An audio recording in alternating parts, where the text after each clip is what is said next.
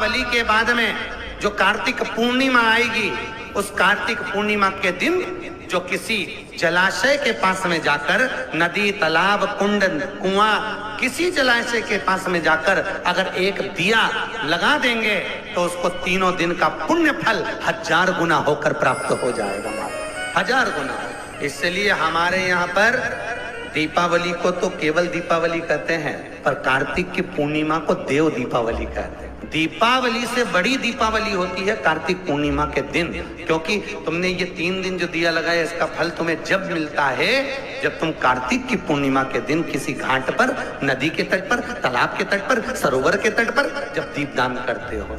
एक बार दिवाली पर दिया नहीं लगाओगे चल जाएगा, धनतेरस के दिन नहीं लगाओगे चल जाएगा, पर यदि कार्तिक पूर्णिमा के दिन चूक गए तो फिर वो दिया का कोई फल नहीं। स्कंद पुराण का कार्तिक खंड अच्छे से पढ़ना, जिसमें लिखा है कार्तिक पूर्णिमा के दिन जो सौभाग्यवती नारी, दीपदान होता है शाम को, उसके प्रथम में सुबह से लेकर शाम तक के पहले जो सौभाग्य की वस्तु दान करती है, उसका सौभाग्य मेरा कन्हैया अमर करता है। सौभाग्य की सूचक वस्तु दी जाती है, सौभाग्य की नारी को सौभाग्य की वस्तु दे। और दिवाली से बड़ी दिवाली होती है दिवाली, कार्तिक पूर्णिमा को कहते हैं देव दीपावली। दिवाली से बढ़कर दिवाली, क्योंकि दिवाली का पुण्य हमारे खाते में नहीं है, धनतेरस का पुण्य हमारे खाते में नहीं है, रूप चौदस का पुण्य हमारे खाते में नहीं है, पर जब तक देव दिवाली ना मना ले हम। स्कंद पुराण में 4 जगह बताइए दिया लगाने के लिए। स्कंद पुराण में 4 स्थान बताए कार्तिक पूर्णिमा पर दीपदान करना। घाट पर, पानी का स्थल, जलाशय, कुआं, बावड़ी, जहाँ पर। दूसरा, आंवला या पीपल या बड़का पेड़, जो भी आपके नजदीक में होगा। तीसरा, चौराया, रोड, स्कंद पुराण में स्पष्ट किया है, मार्ग, रोड, चौराया, चौरस, जहां आप निंद्रा लेते हैं।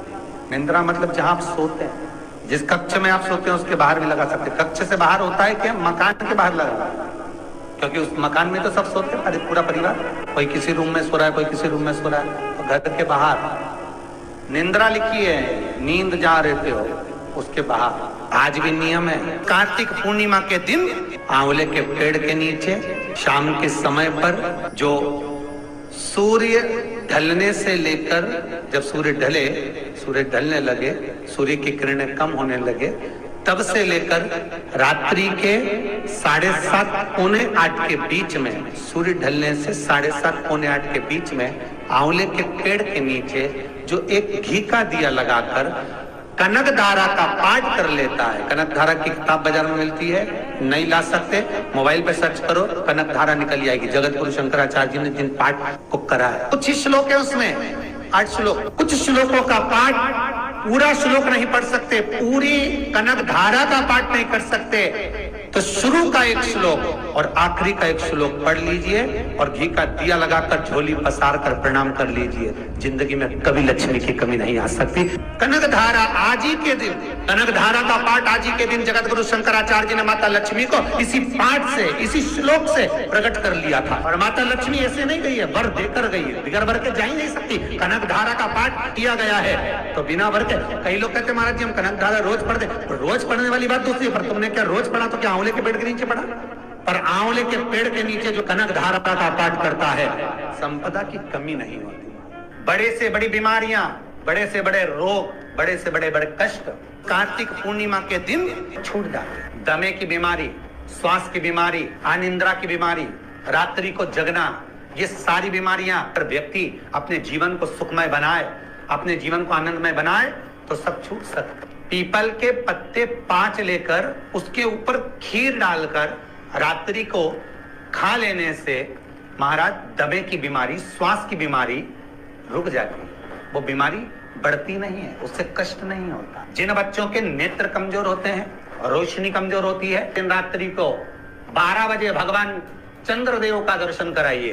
5 से 7 मिनट तक नयन मिलाए चंद्रदेव के साथ, और बाद में एक पीपल के पत्ते पर खीर जो चंद्र के नीचे रखी हुई है, उसी खीर को चटा दीजिए। फिर चंद्र का दर्शन कराओ, फिर खीर को चटा दीजिए। महाराज नयन की ज्योति बढ़ती है, नींद नहीं आती तो निंद्रा देवी प्रवेश करती है, निंद्रा अच्छी आती है, आनंदित होता है। महाराज जिस व्यक्ति के शरीर में गांठ पड़ जाती हो, शरीर काला पड़ जाता हो, चट्टे पड़ जाते हो, या दांत खाज खुजली हो जाता हो, उसके लिए भी रात्रि को 12 बजे महाराज भगवान चंद्रदेव के लिए 21 दिए जलाए जाते हैं। उस 21 दिए की कालोज एक थाली में इकट्ठी करी जाती है, कालोज को इकट्ठी कर शरीर में गाय के घी के साथ में जहां जहां जगह पर चट्टे हैं, गांठ है, वहां लगाया जाता है। उसको 5 या 7 दिन लगाइए। उसके बाद में रोज प्रतिदिन लगाने के आधे घंटे बाद स्नान कर लीजिए, आराम लगना प्रारंभ हो जाता है। कार्तिक पूर्णिमा की रात्रि के बीच में जो दामोदर भगवान का, कृष्ण का, शिव का मंगल आनंद करेगा, अभिषेक करेगा, पूजन करेगा, स्मरण करेगा, उसके सारे दुख दरिद्र दूर हो जाएंगे। बन सके अगर लक्ष्मी की कमी है, लक्ष्मी नहीं आ रही है, व्यापार नहीं चल रहा है, तकलीफ बहुत ज्यादा है, घर में कष्ट है, कर्जा ज्यादा है, तो एक तांबे के कलश के ऊपर, तांबे के कलश में पानी भरना, कटोरी रखना, उस पे लक्ष्मी जी की मूर्ति रखना। लक्ष्मी जी की मूर्ति नहीं हो तो चांदी का सिक्का रखना। उसके सम्मुख में आप 31 दीपक घी के लंबी बाती के जला देना। महाराज एक एक कमल गट्टा उस 31 दिए के अंदर डाल देना और लक्ष्मी जी का पूजन करना, लक्ष्मी जी का स्मरण करना, खीर का भोग लगाना, पान के पत्ते पर खीर रखना, 5 पत्ते पर खीर का भोग लगाना और माता लक्ष्मी से विनती करना। सुबेरे 4 बजे तक वो रखे रहने देना, सुबह 4 बजे वो उठाना, लक्ष्मी को वापिस तिजोरी में या सिक्का हो तो उसको अलमारी में रख देना। जो खीर बनी है वो प्रसाद के रूप में सुबह 8 बजे, 10 बजे, 9 बजे जब खाना हो प्रेम से खाना। माता जो दिए लगाए हैं वो ठंडे हो गए होंगे, उनको रखे रहने देना, बाद में काम आते रहेंगे, या दिए विसर्जन करना हो तो आपकी मर्जी है। पर वो मिट्टी के दिए लगेंगे, आटे के दिए नहीं लगेंगे, मिट्टी के दीप लगाना है आपको 31। घी के दिए लगाना है।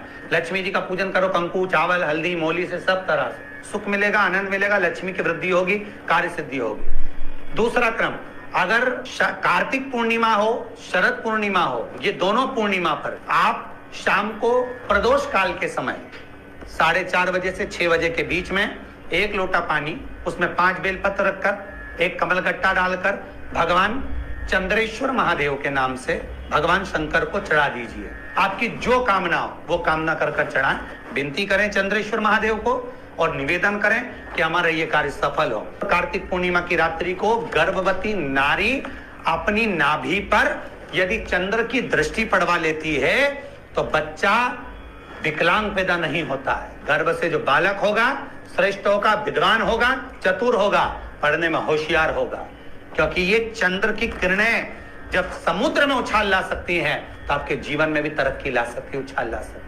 प्रैक्टिकल जरूर करना, कहीं सियोर वाला महाराज झूठ तो नहीं बोल रहा। शास्त्रों की बातें हमारे जीवन में हमें सुख प्रदान करें, इसलिए इस भाव का आनंद करते हुए